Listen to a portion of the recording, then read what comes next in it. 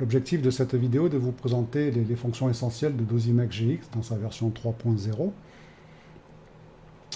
Avant de présenter Dosimac GX, je me présente, Alain Vivier, je suis ingénieur au CEA et je suis avec mon camarade Gérald Lopez, je suis co-créateur de ces codes.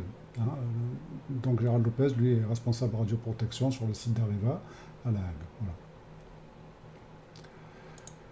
Donc, Dosimex GX 3.0, la barre de menu est ici. Hein. L'essentiel se trouve sous ce bouton, calcul des bits dose, gamma, donc c'est ce que nous allons voir dans cette vidéo, et X pour les générateurs X que nous présenterons dans une seconde vidéo. Voilà, donc il suffit de cliquer ici pour faire apparaître toutes les géométries possibles avec Dosimex GX, donc les cylindres, les surfaces, hein, on peut modéliser de très grandes surfaces, les sources ponctuelles pour des calculs rapides, fils, sphères, parallélépipèdes, etc. On a le nuage et nous faisons aussi l'effet de ciel, hein, qui peut être parfois assez utile. Voilà. Alors l'objectif, dans cette petite vidéo, je vais prendre comme exemple le cas d'un opérateur, d'un infirmier par exemple, en milieu médical, qui porte des seringues au technétium 99M. Hein, les activités peuvent être élevées, hein, jusqu'à 800 mégabecquerels. Donc nous allons prendre cet exemple-là. Donc ce qu'il nous faut, c'est la géométrie cylindre ici. Nous validons. Alors la première boîte de dialogue, c'est le choix de l'élément, donc le technétium. Hein, vous avez la liste avec tous les éléments. Voilà. Il nous propose ensuite tous les isotopes instables pour ce technétium, le 99M. L'activité, on avait dit 800 mégabecquerels, donc 800 E6. Voilà, on valide. On peut rajouter, si c'est nécessaire, d'autres radionucléides dans la même matrice. Ce n'est pas le cas ici, donc on valide. Et on arrive sur la boîte de dialogue principale qui nous présente la géométrie. Alors on peut calculer soit sur l'axe du cylindre, soit sur le côté. Pour les très gros objets, on a possibilité de se déplacer en altitude ici. On va rester sur le plan médian.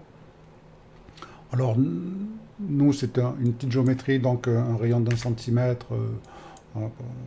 Ça vaut ce que ça vaut, mais on va prendre un petit cylindre. Alors, une modification essentielle dans la version 3.0, c'est la possibilité petit a d'évider ce cylindre, donc en mettant par exemple 0.9, et de remplir. Alors, ça permet de modéliser par exemple ici la surface interne d'un tuyau contaminé. Et puis on a la possibilité de remplir ce cylindre évidé par de l'eau. Hein, l'objectif là, c'était de modéliser éventuellement un tuyau primaire EDF rempli d'eau ou sous charge d'eau. Voilà. Bon, là, ce n'est pas le cas. Nous avons un cylindre qui est plein. Alors quelle est la nature de la matrice, du matériau source? Bien évidemment, c'est de l'eau. Voilà. Et donc, on va calculer, alors la distance souhaitée, on peut commencer par calculer au contact. Alors ça, le calcul au contact, l'objectif, c'est d'avoir une estimation de la dose extrémité. Et voilà, donc on lance un premier calcul et on obtient une valeur, on va le voir, assez élevée. Hein, l'activité est quand même assez redoutable, 800 mégabecquerels. Voilà, on obtient 91,7 millisieverts par heure au contact. Alors, là, nous donnons les valeurs en termes de H étoile 10, grandeur opérationnelle, qui est censé être un estimateur de la dose efficace. Là, ce n'est pas le cas. Hein, c'est la dose extrémité.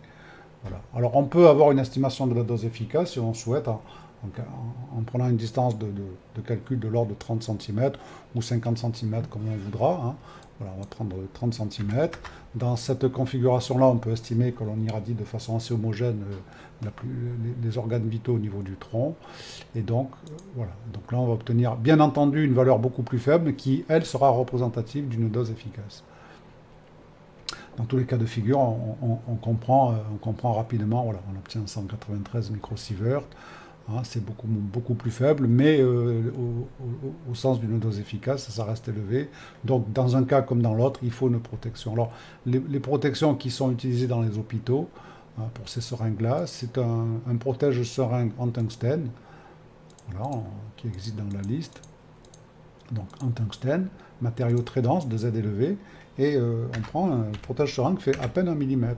Alors, est-ce que c'est efficace?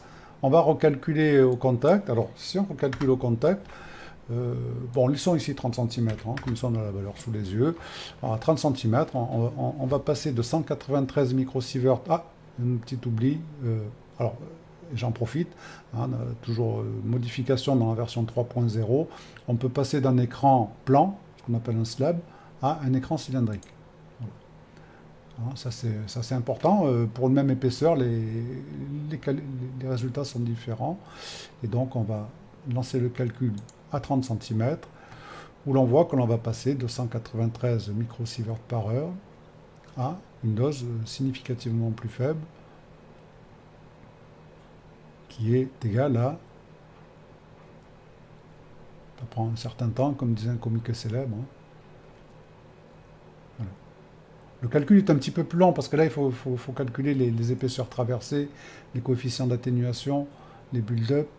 Hein, voilà, donc voilà. On obtient 3,7 microsieverts. Hein, donc une chute assez importante du débit de dose.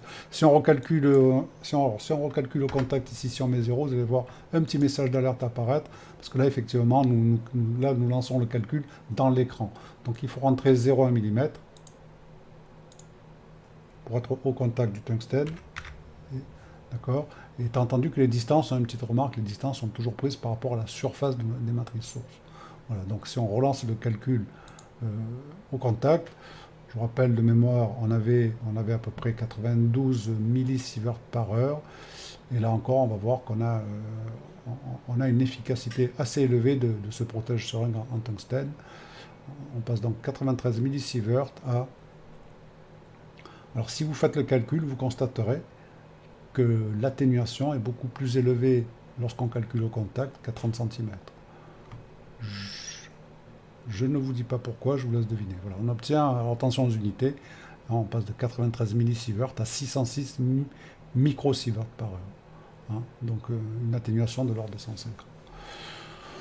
Donc voilà pour l'essentiel ce que l'on peut faire avec Dosimex GX. Hein. Vous voyez, je pense, j'espère une simplicité d'utilisation. Hein. Ce sont des codes qui sont à la portée de tous les acteurs de la radioprotection, qu'ils soient professionnels ou pas de la radioprotection. Hein. Ça peut être dans leur mission secondaire. Voilà, ils peuvent utiliser ces outils-là. Il y a les manuels. Hein, donc les manuels existent, tout est détaillé dans les manuels.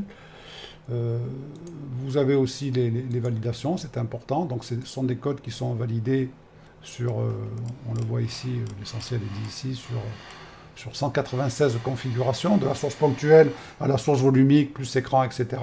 Hein, donc 196 configurations testées par rapport à MCNP et RxPer notamment, qui sont des deux codes de référence. Voilà. Avec un écart sur toutes ces configurations, un écart moyen, un écart quadratique moyen de l'ordre de 12,5%. Donc voilà, je le pense et je l'espère, un code simple d'emploi et qui est devenu maintenant un produit fiable. En vous remerciant.